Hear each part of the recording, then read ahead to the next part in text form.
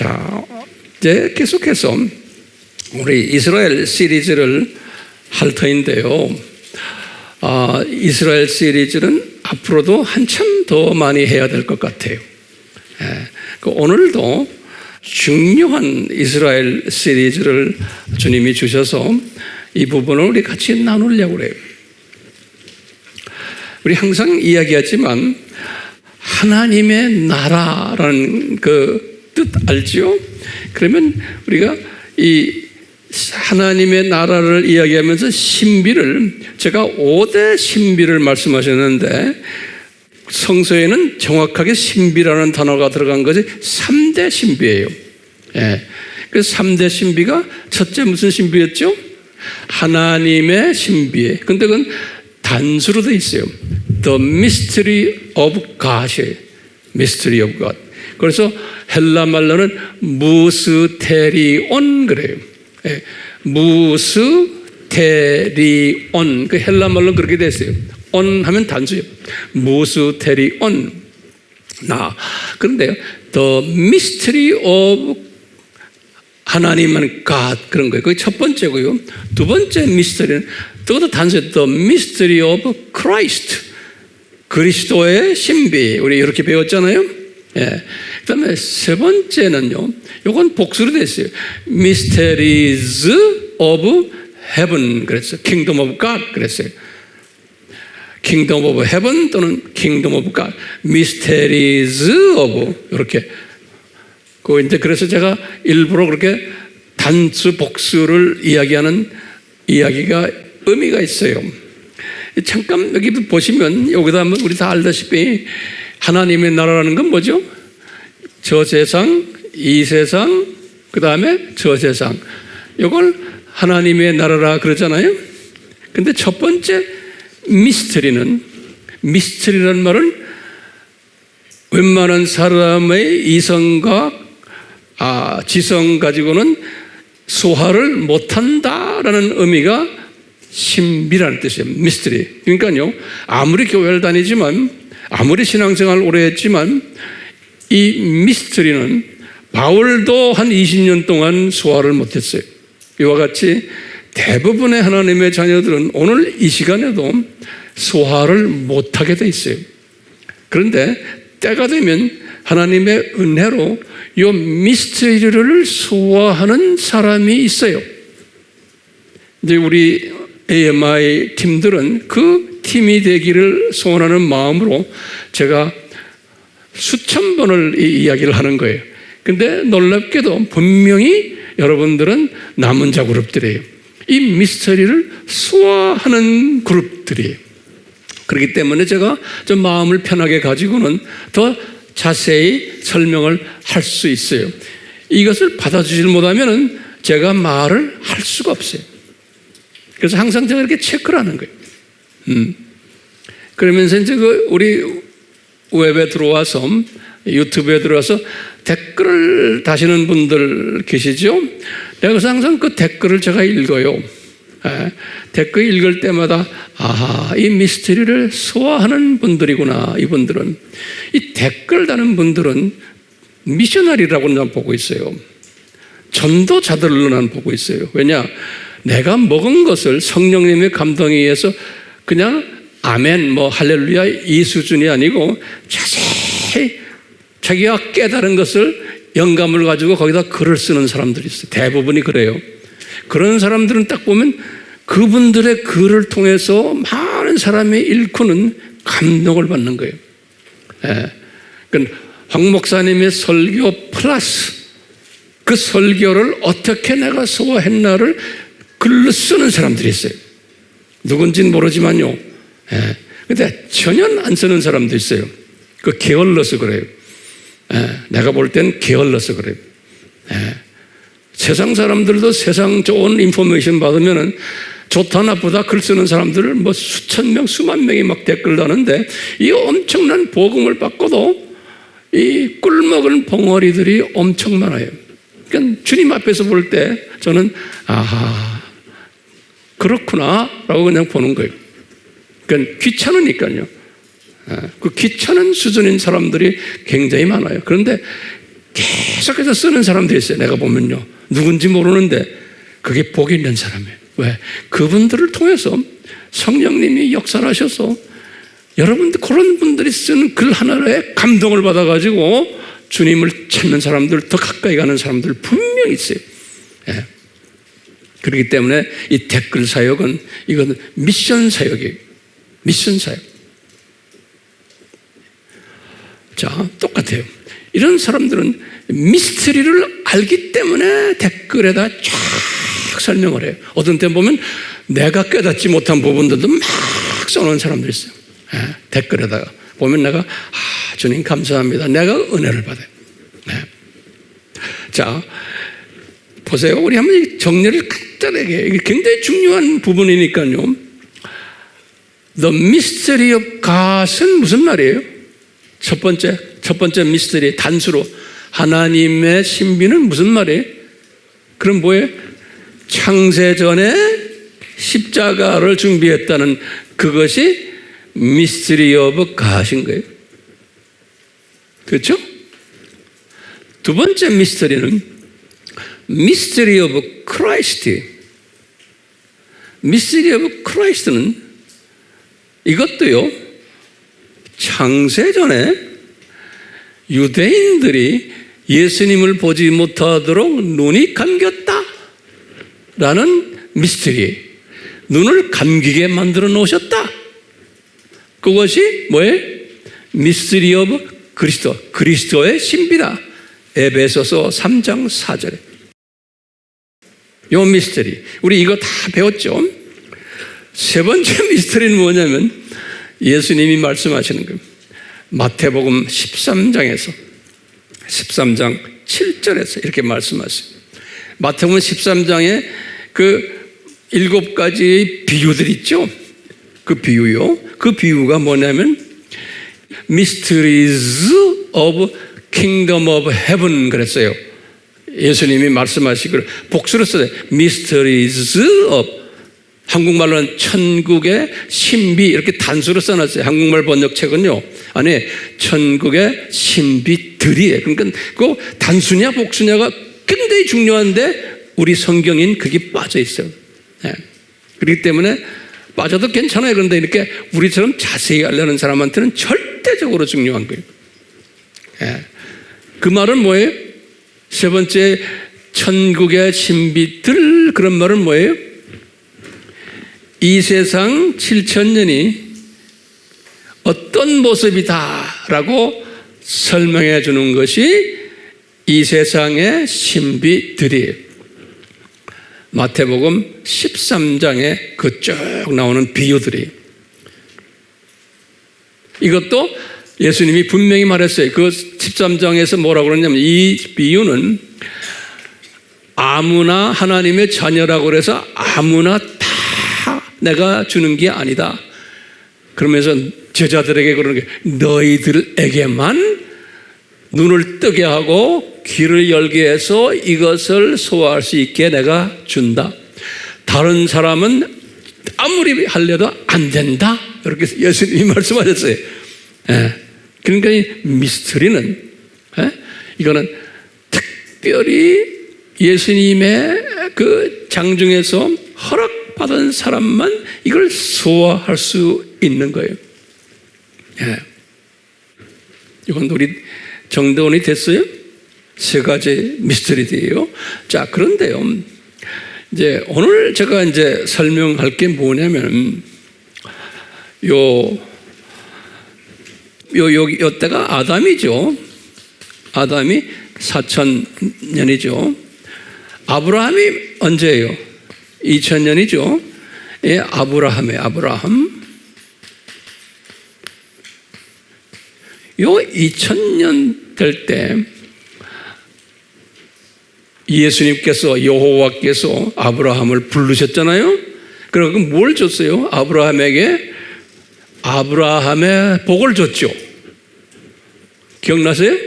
아브라함의 복. 그게 이제 우리 지난 시간에 공부했지만요.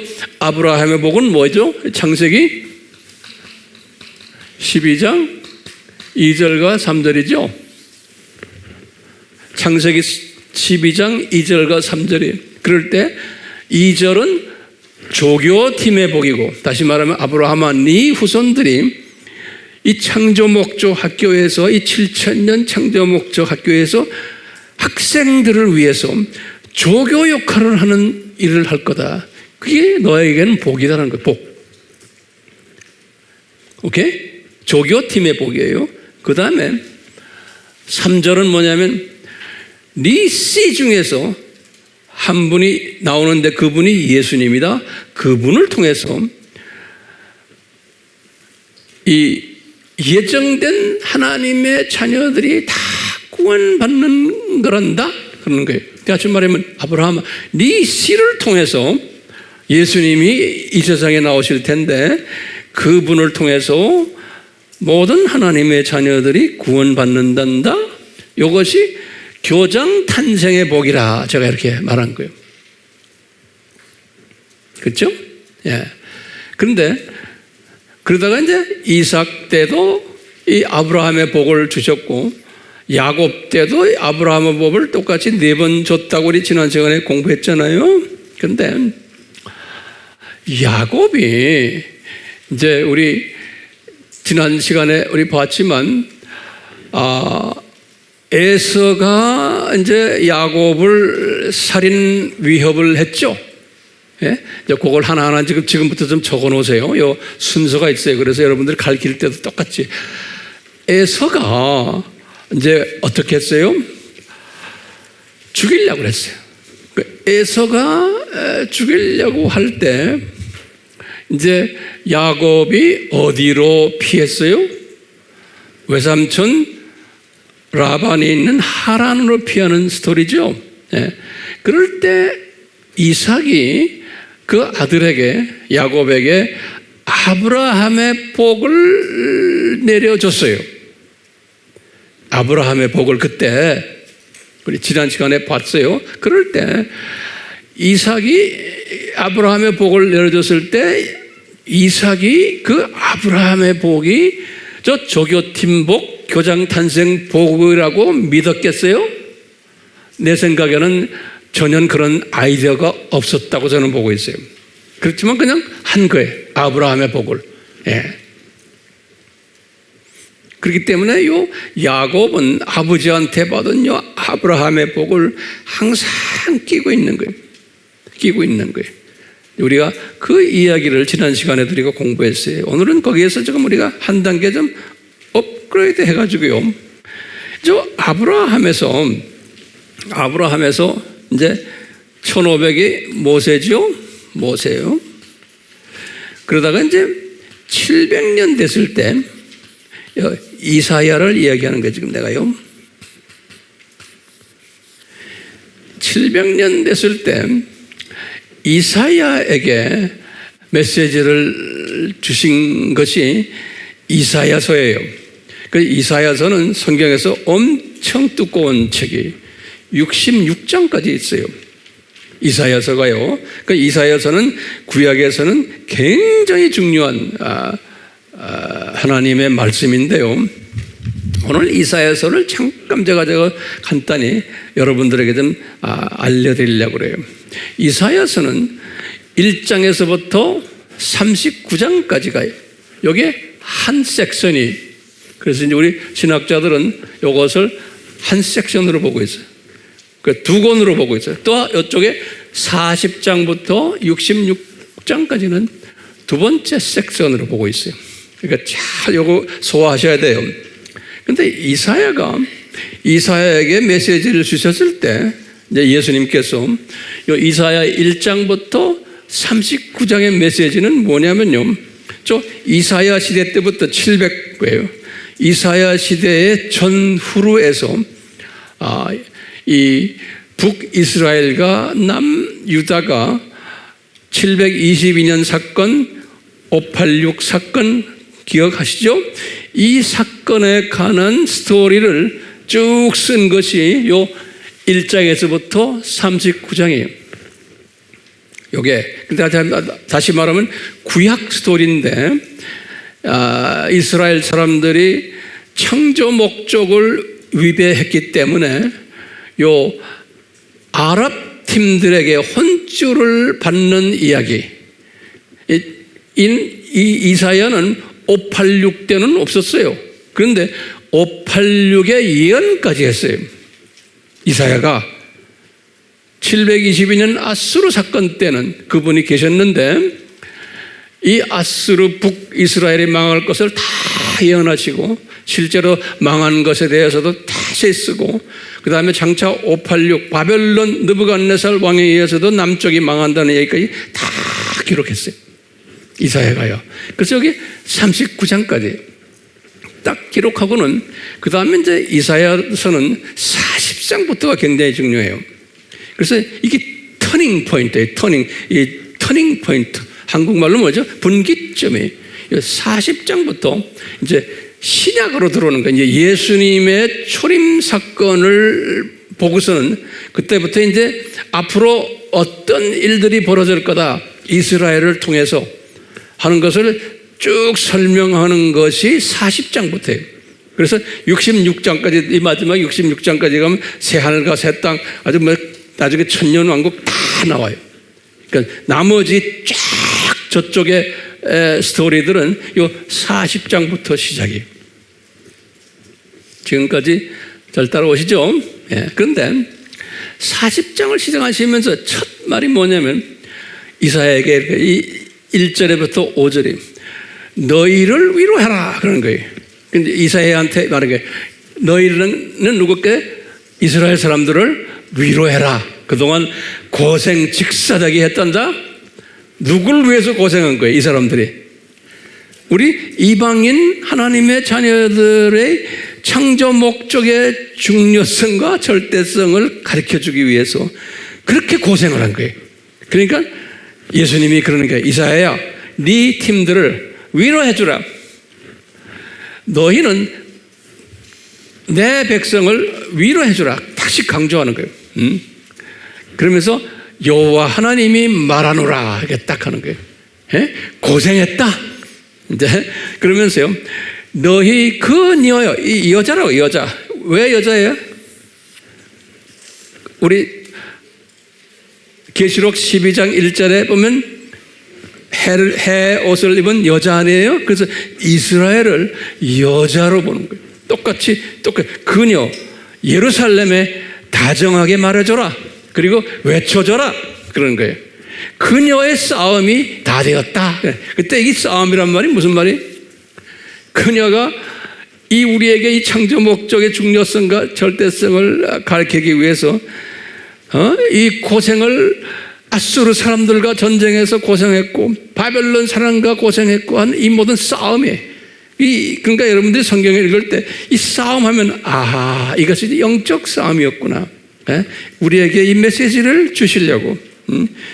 그러면서 이 그녀의 죄악들을 내가 다 용서해 줬다는 거예요. 용서하셔야죠. 그리고는 이 광야에서 외치는 자가 이제 나타날 거라는 거예요.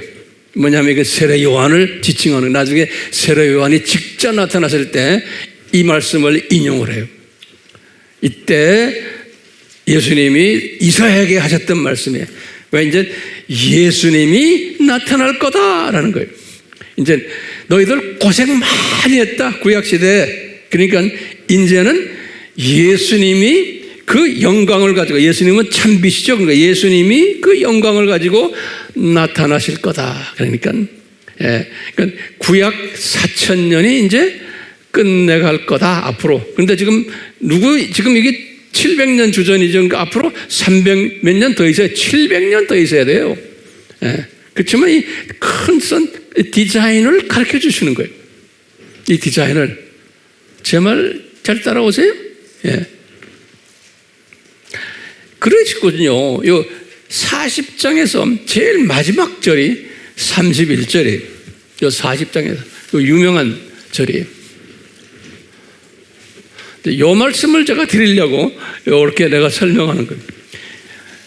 마지막 40장의 마지막 절에다가 결론을 내렸어요. 그런데 요 마지막 절 전에 이제 집에 가서 성경을 보세요. 뭐라고 써 있냐면 이 여호와가 내가 너희들에게 지금 이런 어려움을 주면서 이 고통을 주는데 내가 누군지 아느냐? 그런 거예요. 내가 이사야 적어라. 그러니까 이사야가 적는 나는 창조자다. 그런 거예요. 그래서 모든 인간 역사를 내가 다 주관하는 자고 너희 피조물들은 먼지보다도 못한 존재들이다. 그러면서 이사야가 그걸 쫙 적어놨어요. 예수님의 그 창조자 되시고 역사의 주관자 되시고, 그러니까 모든 지금 이스라엘의 이 역사를 722, 586이 모든 것도 다 내가 주관한 거란다라는 거예요. 분명한 목적을 가지고. 그 목적이 뭐예요? 하나님의 자녀들에게 창조 목적의 중요성과 절대성을 교육시키기 위해서. 자, 그러면서 뭐라고 그러냐면 결론을 그래요. 오직 주를 앙망하는 자는 자기의 힘을 새롭게 하리니 독수리처럼 날개로 치솟을 것이요 그들이 달려도 피곤치 않고 걸어도 곤비치 아니하리라. 이 말씀을 딱 하셨어요. 그럼 여러분들 이게 무슨 뜻이에요? 이 40장 제일 마지막에 이게 무슨 말이에요? 예?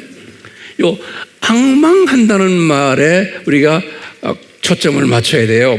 그래서 제가요 앙망한다는 말, 이게 한국말로는 번역이 시원찮아요. 그런데 그래서 내가 좀 여러분들에게 이 원어를 적어드리는 거예요. 이 원어는 이 구약이니까 히브리 말이에요.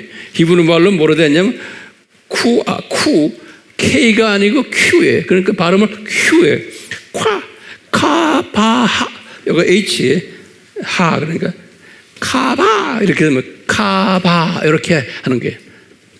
그 뜻은 뭐냐면 제가 이렇게 쭉 해서 그 사전을 들여다보니 이 카바란 뜻은 이렇게 됐어요. To expect, 이게 한국말로 뭐예요? 기대한다 그런 거예요. 예? 또 to wait, 기다린다 이런 뜻도 있고요. 그 다음에 to look for patiently, patiently란 말이 뭐예요? 예? 인내하면서, 예? 예? 참으면서, 인내하면서 기다린다, 기대하고 있다 그런 거예요. 인내하면서 look for patiently. 또는 뭐냐면 to hope, 소망을 가지고 이런 뜻이 또 있다는 거예요. 그 다음에 또 to be confident, confident란 말이 뭐예요 한국말로? 그게 확신을 가지고, 예, 믿음을 가지고 그런 뜻이에요. 예? 믿음을 가지고 기다리고 있다는 거예요. to trust, 믿음을 가지고 이런 뜻이라는 거예요. 요 과바란 뜻이, 다시 말하면 앙망이라는 뜻이 이런 뜻이라는 거예요. 그러면요 정확하게 한국말로 번역하면 뭔지 여러분들은 각자가 알아서 하세요.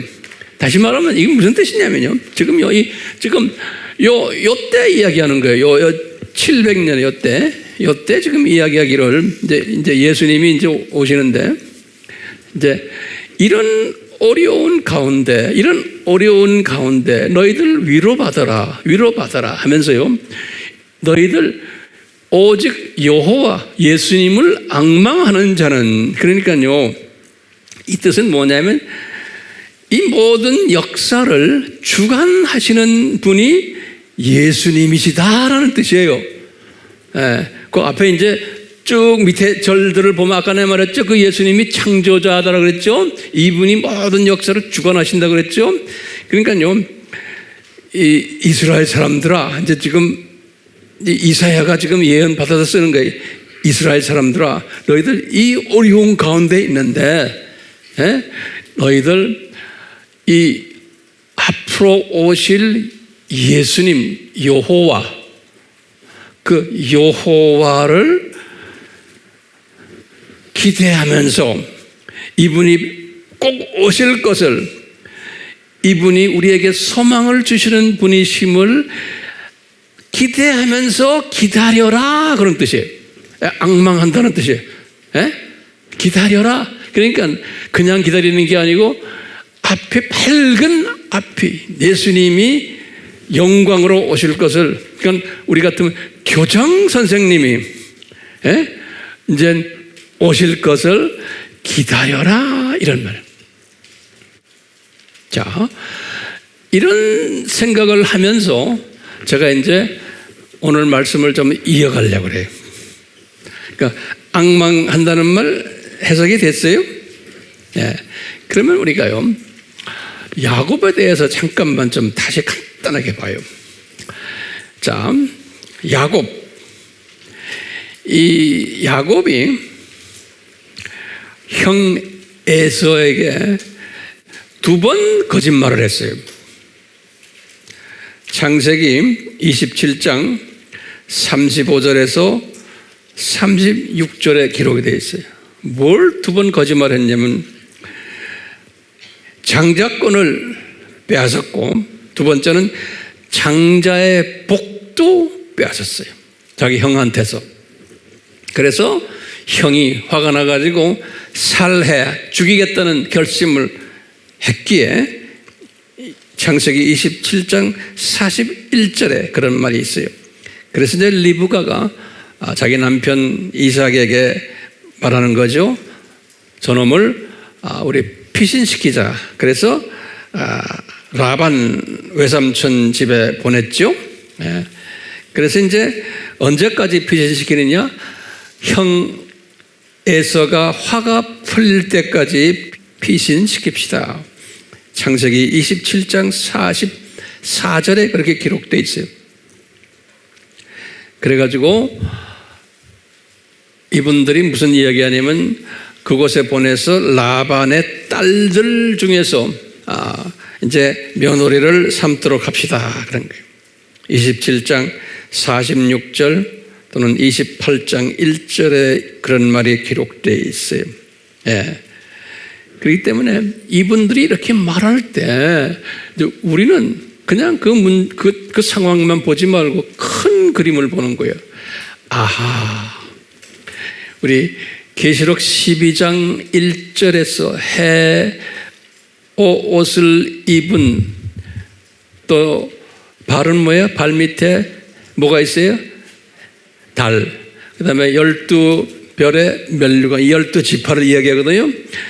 그러니까 이런 창세전에 요한에게 보여주셨던 이 이스라엘 여자의 모습이, 요 모습이 창세전에 디자인한 거예요. 이스라엘의 모습을. 그러니까 이스라엘의 그 모습이 우리가 지난 시간에 했죠. 뭐냐? 바벨론 종교를 믿을 거다. 그러면서 여호와도 섬기지만 바벨론 종교도 섬길 것을 창세전에 이미 그 모습을 보여준 거예요. 계시록 12장 1절에서. 그리고는 12지파가 거기에서 나올 것을 보여준 거예요. 그러니까 이 창세전에 벌써 12지파를 나올 것을 보여줬는데, 그것을 이루기 위해서 지금 누가 어디로 가요? 야곱이 지금 라반에게 가가지고 라반의 딸들과 결혼하고, 또 거기에 여종들과 결혼해서 몇 아들을 만들어냈어요? 11명을 만들어냈어요. 그리고 딸 하나 디나를 만들고, 그리고 나중에 이제 베들레헴에 와가지고 라헬이 마지막에 베냐민을 출산시키고는 산고로 이제 라헬이 죽어요.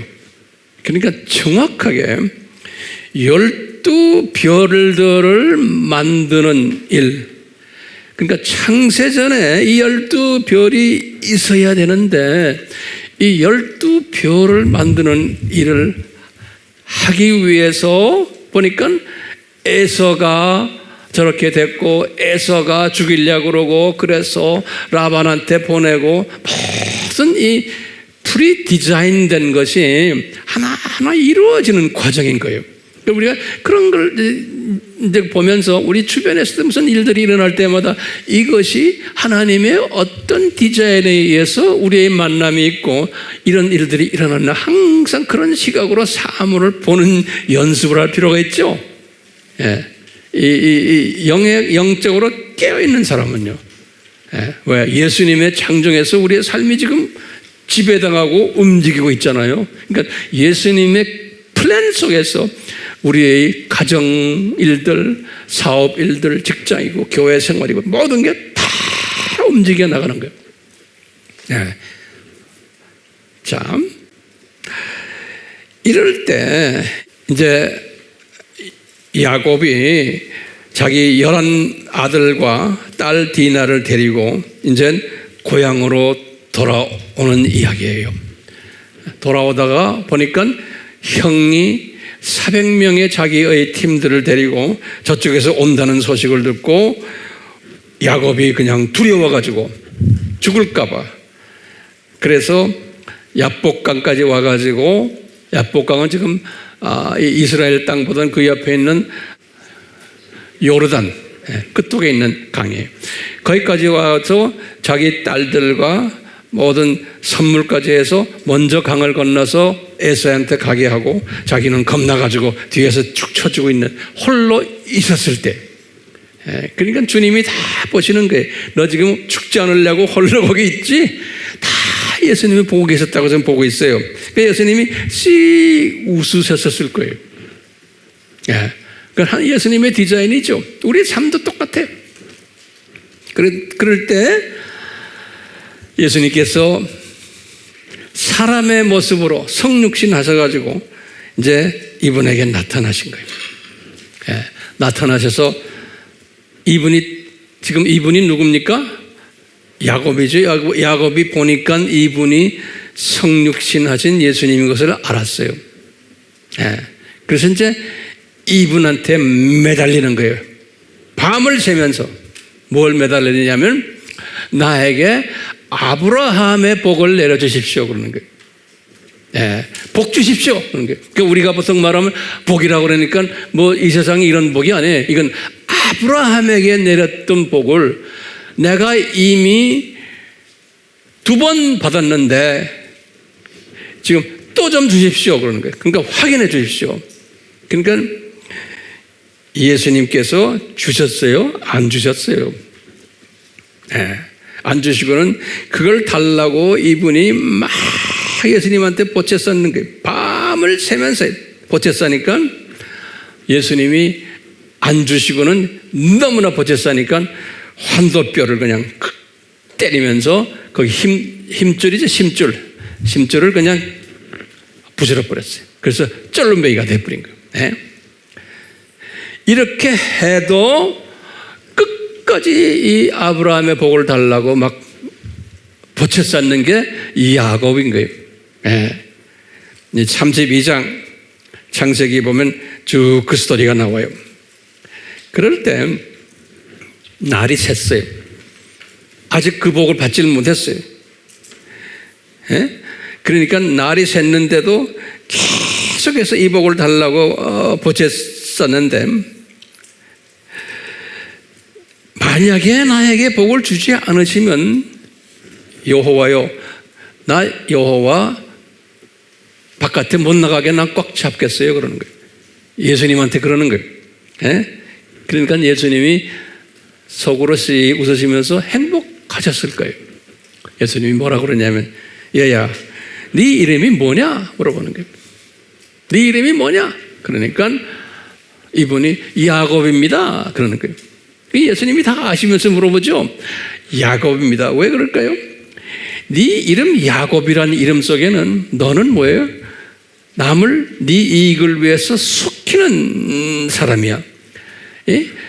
고작해야 네 개인의 욕심을 위해서, 네 개인의 성공을 위해서, 고작해야 네 가족들 위해서 남을 속여가지고 빼앗는 이런 사람이다라는 것을 확인시켜주기 위해서 네 이름이 뭐냐?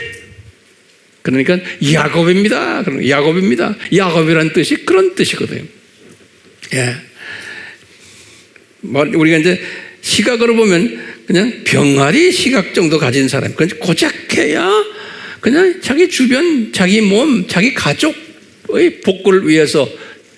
그러니까 이 복을 아브라함의 복인데, 그것은 야곱은 어떻게 소화했냐면 자기와 자기 가족이 받는 복으로 생각한 거예요. 그래가지고 그걸 달라고 이렇게 그냥 밤을 새면서 보채는 거예요. 예. 그러니까 예수님께서는 그걸 보챈다고 해서 깨달을 때까지 주겠어요? 안 주지요. 그러니까 밤을 새면서 하다가 두드려 맞은 거예요. 예.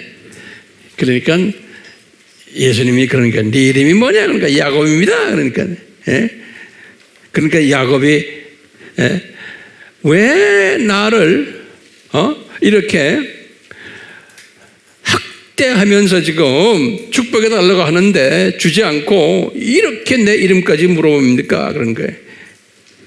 그러니까 예수님이 뭐라고 그랬어요? 대답 안 해줬어요. 그러면서 하는 말이 그 유명한 말씀하시는 거예요. 예수님이 뭐였어요? 얘야, 내가야 이제부터 네 이름을 바꿔줄게. 네 이름이 뭐냐면 이제는 이스라엘이다 그러는 거예요. 네, 지금부터 잘 들으세요. 조금 어려운 부분이에요. 네 이름이 이스라엘이다. 이제는 야곱이 아니고. 그러면서 절대로 지금부터 야곱이라고 부르지 말고 이스라엘이라 불러라 그러는 거예요. 너는 이스라엘이다. 우리가 지금 이스라엘 시리즈 하고 있죠. 예. 이제부터 드디어 그전에는 히브리어 이름이 나오다가 이제 드디어 이스라엘이라는 이름이 등장하는 그 순간이 지금 이 순간인 거예요. 자, 그러면서 뭐라고 그러냐면 이스라엘이라는 뜻이 뭐냐? 모세가 적어놓은 거예요. 우리 개역 성경에는 그냥 하나님과 사람들과 그랬어요. 사람 단수가 아니에요. 사람들과 더불어 겨루어 이기었음이라. 이게 이스라엘이라는 뜻이라는 거예요. 예. 다시 말해요. 하나님과 God and 영어로 man 그래서 복수로 써놨어요. man 사람들과 더불어 겨루어 이겼느니라 그랬어. 예. 그 의미가 이스라엘이라는 뜻이라는 거예요. 그러면 황 목사님 이게 무슨 뜻입니까? 예. 그러면 하나님과 겨루어 이겼다는 것은 예수님과 밤샘 그냥 다퉈가지고 이제는 그 아브라함의 복을 뺏은 거예요. 이겼다는 거예요. 영어로는 prevailed 그래서 다시 말하면 뺏어왔다, 이겼다 이런 소리예요. 그러니까 달라고 왜 그랬냐면 계속 밤을 새면서 뭘 요구했냐면 나에게 아브라함의 복을 주십시오라고 덤벼들었거든요.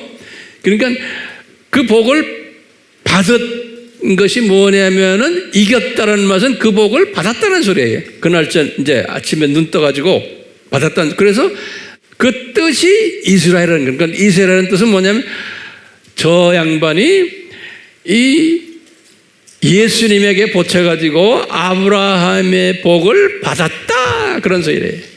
그게 이스라엘이라는 뜻이에요. 그런데 예수님에게만 한 것은 사람들과 더불어 그랬어요. 하나님과 사람들과 더불어.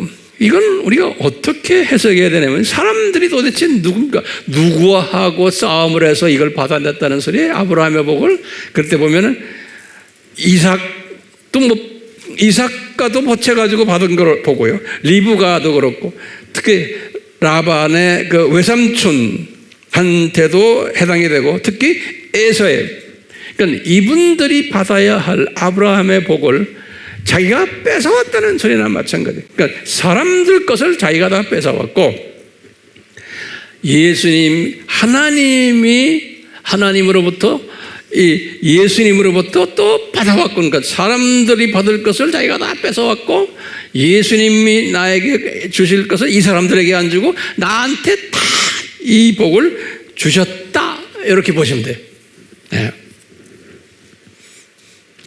근데 그 킹 제임스 성경에 보면은 그 앞에다가 이는 내가 통치자로서 하나님과 사람들과 더불어 겨루어 이겼다. 통치자라는 단어를 거기다 집어넣었어요. 근데 어떤 성경 원본에는 통치자라는 이야기 나오고 어떤 성경에는 그게 안 나와요. 그래서 여러분들에게 설명을 그 이상 제가 안 해드리려고 그래요. 우리가 쓰는 한국 개역에도 통치자라는 이야기 없어요. 자, 그럼 우리가 이제 한 가지 답이 나왔어요. 답이 뭐냐?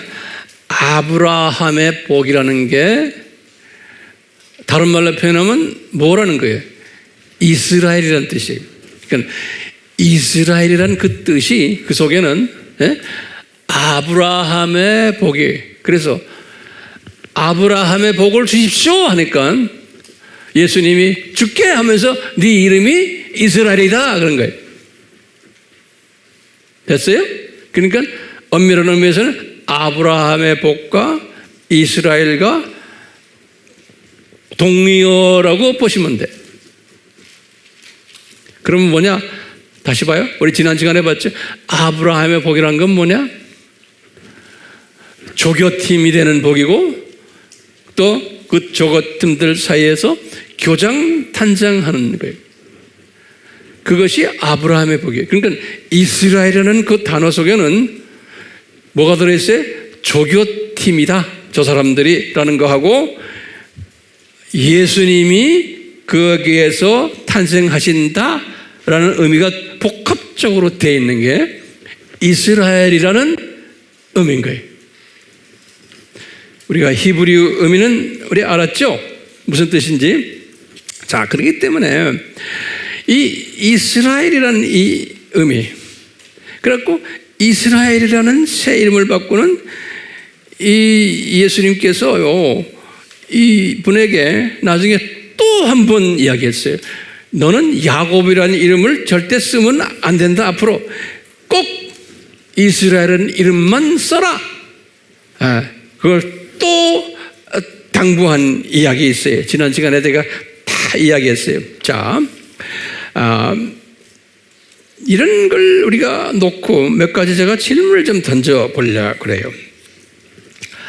이 이스라엘이라는 이름을 이분에게 딱 주셨을 때, 이 말은 뭐예요? 아브라함의 복을 야곱에게 주셨을 때 예수님의 느낌은 어땠을까? 예수님의 느낌은 분명히 예수님께서 흐뭇해 하셨을 거예요. 예수님께서요, 뭐냐? 큰 그림을 우리가 보는 거예요. 이 순간에 이 이름이 이렇게 이스라엘이 되는 이 순간에 뭐가 성취되는 거예요? 예수님이 창세전에 그 여자 생각나죠?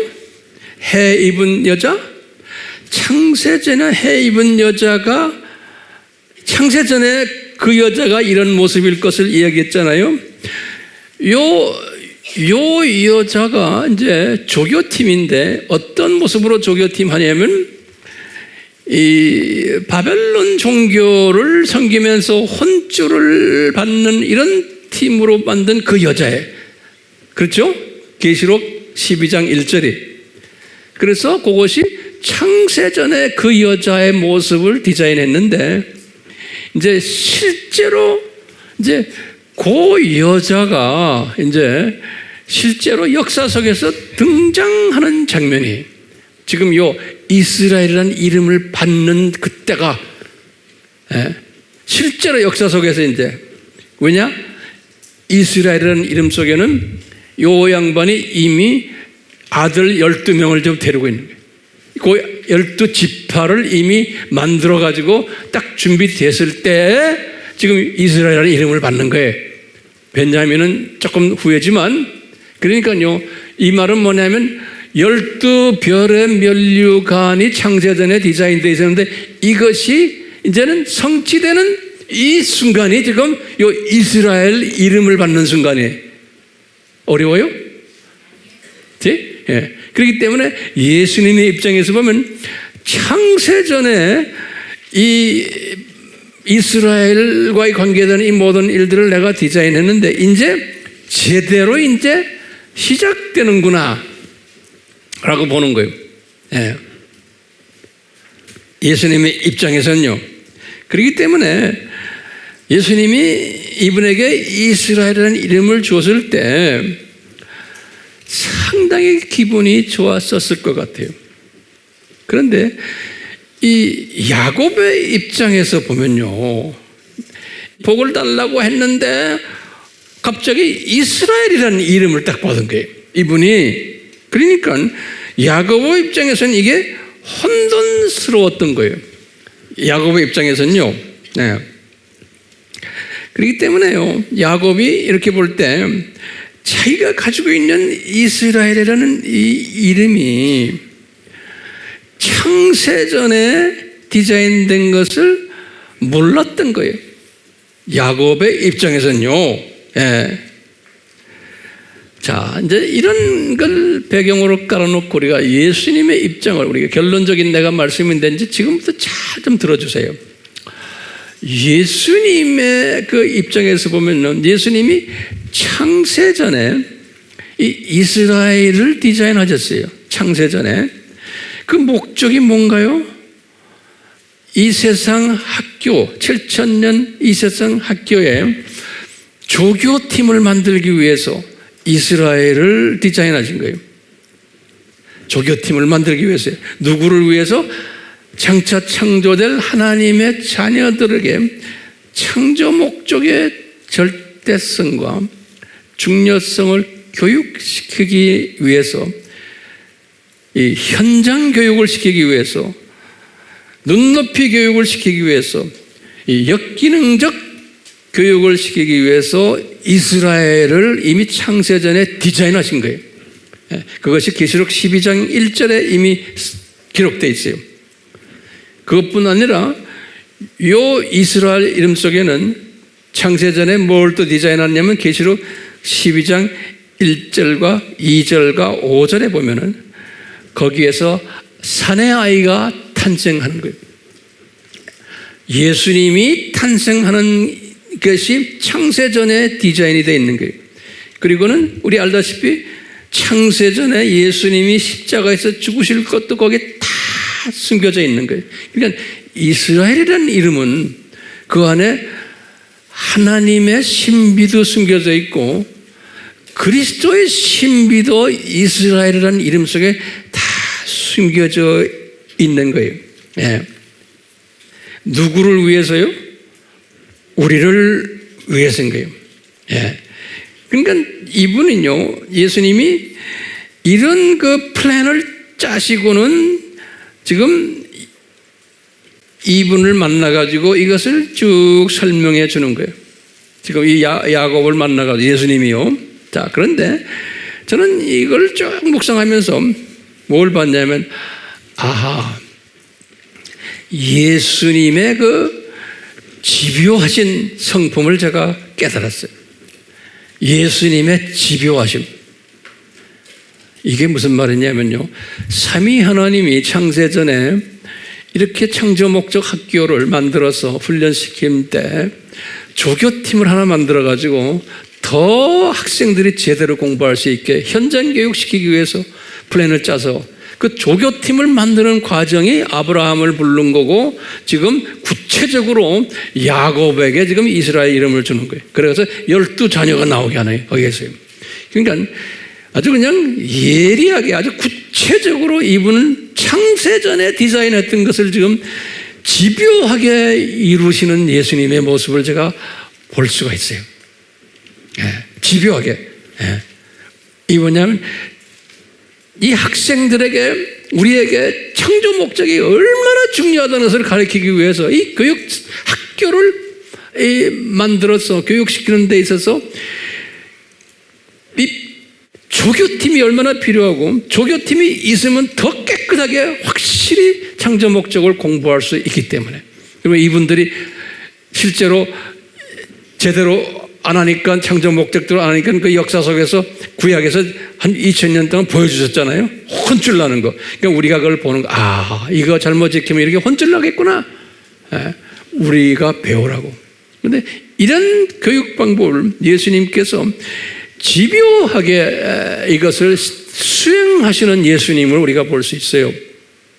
그뿐만 아니라 이분은 목표 지향적인 분이심을, 그러니까 이 본인이 목표를 세워놓고는 끊임없이 이 목표를 향해서 여러 가지 방법을 지금 이렇게 사용하시면서 이 목표로 달려가고 있는, 조교팀을 만들어서 훈련시키기 위해서 지금 이분과 밤샘 그냥 다투기도 하시고, 그러면서 이스라엘 이름도 그래서 주시고, 목표 지향적이고, 또 우리 예수님이 보면 상당히 끈기 있으신 분이다. 중간에 포기하거나 바꾸시거나 하지 않으시는 분으로 이게 우리 눈에 보이는 거예요. 그뿐 아니라 아주 적극적이신 분이세요. 이 하나님이 인간으로 내려오셔서 직접 적극적으로 이 일을 우리에게 눈높이로 수행하시는 분. 이런 그 예수님의 그 성품이에요. 이런 성품을 비슷하게 닮은 사람이 누구냐면 내가 볼 때 야곱이에요. 그러나 예수님께서는 자기의 이 성품을 어느 정도 닮은 사람을 골라낸 거예요. 야곱 같아요. 골라낸 것보다는 그렇게 만든 것 같아요. 야곱이 너 내가 가지고 있는 이런 성품을 가져야지만 내 뜻을 이룬다. 그러니까 이스라엘이라는 이름 속에는 이 하나님의 큰 뜻이 있는데, 이것을 이루는 사람들은 이 예수님의 집요한 성품이 목표지향적이고 끈기 있고 적극적인 이 성품을 가져야지만 된다는 거예요. 그렇기 때문에 우리가 결론적으로 말씀드리면, 우리는요 야곱보다 더 복 있는 사람이요? 아니요. 그래요. 우리는 야곱보다도 훨씬 더 복이 있는 사람들이에요. 왜 그러냐면요, 야곱은 시각이 참새 시각도 아니고 내가 볼 때는 병아리 시각자였어요. 왜냐하면 이분은 이 창조 목적 학교 7000년을 이스라엘은 이름을 받았지만 보지를 못했어요. 예수님이 이것을 쫙 설명해 주지 않았어요. 지금 야곱이 어느 시대예요? 아브라함의 1700, 800이었대요. 이분이 이 엄청난 메시지를 받았지만, 이스라엘이라는 이름도 가졌지만 그 주변만 봤지 이 전체를 보질 못했어요. 보았어요? 못 봤어요. 성경에 나온 유명 인사들 다 그래요. 이사야는 약간 봤지만 우리처럼 보질 못했어요. 모세도 마찬가지고요. 자, 그런 측면에서 볼 때 야곱은 무슨 시각자예요? 병아리 정도로 보시면 돼요. 그러니까 이 이스라엘의 이름을 바꾸는 약간 뜬 시각에 참새 정도 시각은 가지고 계셨겠지만 큰 그림을 보지를 못했다고 저는 보고 있어요. 똑같이 이사야도 여기 이사야 700년이죠. 이사야도 이 그림을 봤어요.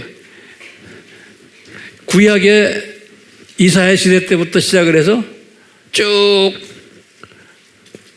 예수님 오실 때까지, 그 다음에 예수님 오신 때부터 해서 이 그림을 이분이 메시지를 받았기 때문에 이사야서 66장 65장 천년왕국 이야기예요. 65장만 해도요. 이 그림을 이사야는 쫙 봤지만 우리처럼 봤겠어요? 우리처럼은 못 봤어요. 그렇지만 예수님이 이분에게 가르쳐 준 것을 쫙 적은 거예요. 이 내용을 적은 거예요. 신약의 내용들을요. 우리가 아는 저 도표의 내용들. 우리처럼 이렇게 자세히 보지 못했잖아요.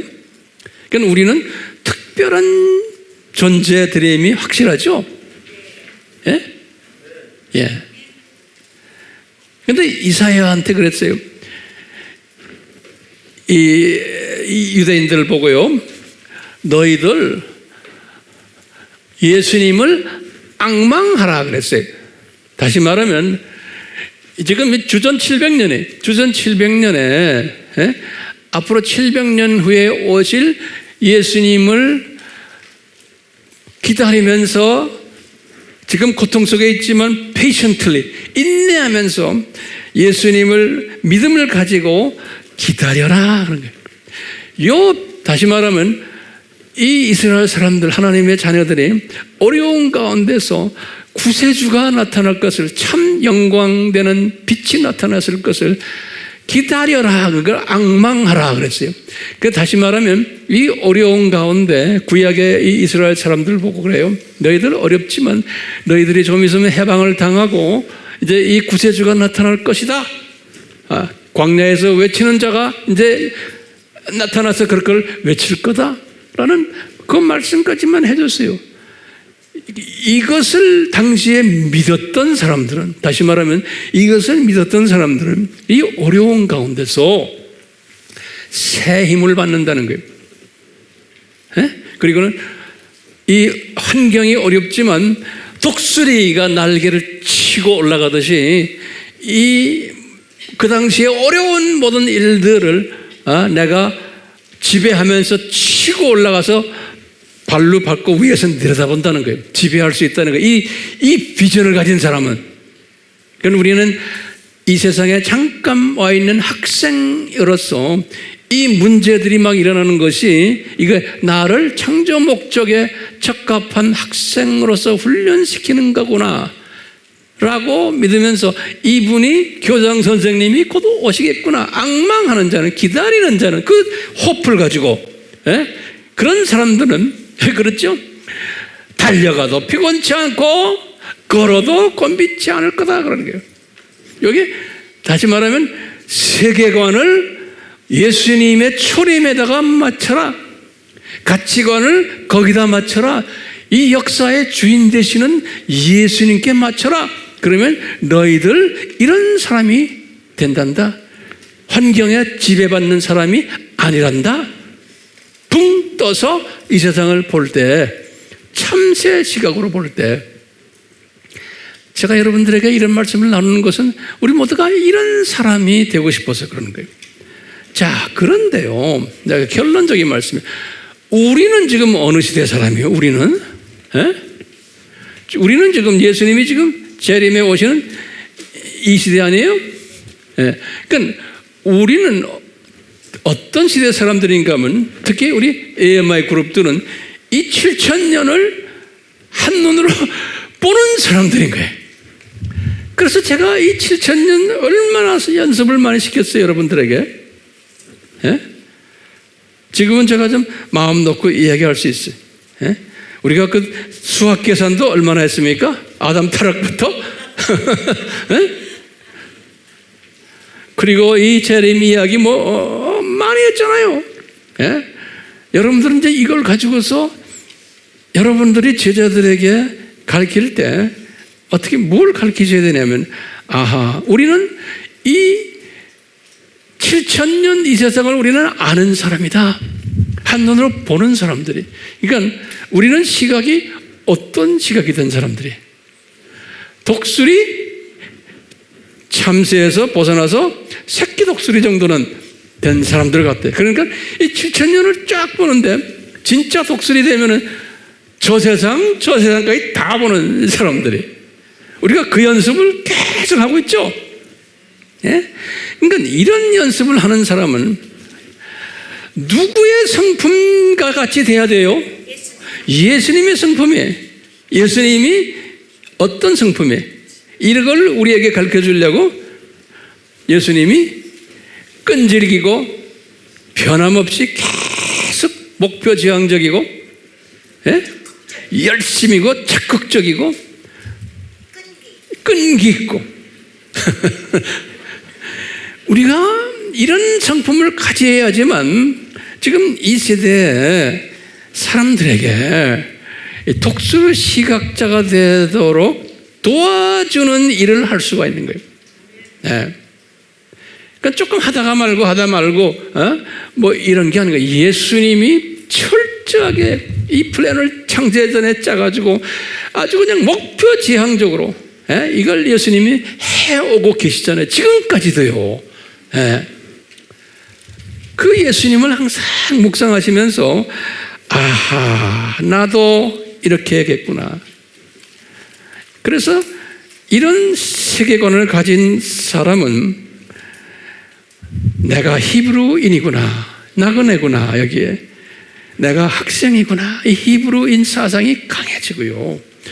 이런 사상은 가진 사람은 팔복 사상도 강해지고 수직 계명 사상도 강해지고 수평 계명 사상도 강해지고 지상 사명 사상도 강해지게 되어 있어요. 그건 하라고 해서 되는 게 아니에요. 이런 세계관을 가진 사람은 자기도 모르게 변해요. 성령님이 변하게 만드세요. 우리 다 이런 사람이 되기를 소원하면서 제가 오늘 설교를 마치려고 그래요. 다음 시간 또 기대되죠? 예. 예수님, 저희들에게 이 예수님의 큰 그 디자인을, 창세전부터의 이 디자인을 우리에게 조금씩 보여주시오니 주님, 성령님 감사합니다. 이렇게 한마디 한마디 들을 때마다 우리의 생각이 더 커지고 넓어지고 높아지고 깊어지고 길어지도록 주여 도와주시옵소서. 우리가 진정 우리 예수님을 이제 다시 오실 예수님, 이사야는 다시 오실 예수님이 아니었고 초림하는 예수님을 앙망하라고 이사야에게 말씀하셨잖아요. 이제는 우리는 다시 오실 예수님을 앙망하는 자가 되어서 이 모든 문제들, 주변에 있는 문제들을 그대로 독수리가 날개로 쳐서 올라가듯 우리는 그런 사람이 되어야 되고, 아무리 열심히 달려도 피곤치 않고 걸어도 곤비치 않는 그런 승리자들 되도록 주여 은혜 베풀어 주시옵소서. 예수님의 이름으로 기도드리옵나이다. 아멘. 삼위 하나님, 성령 하나님, 우리를 도와주시옵소서. 주님의 재림을 외치는 추수꾼들이 되어서 주여 피곤치 않는, 곤비치 않는 비전아리들로 삼으시고 영광 홀로 받아 주시옵소서. 예수님의 이름으로 축원하옵나이다. 아멘.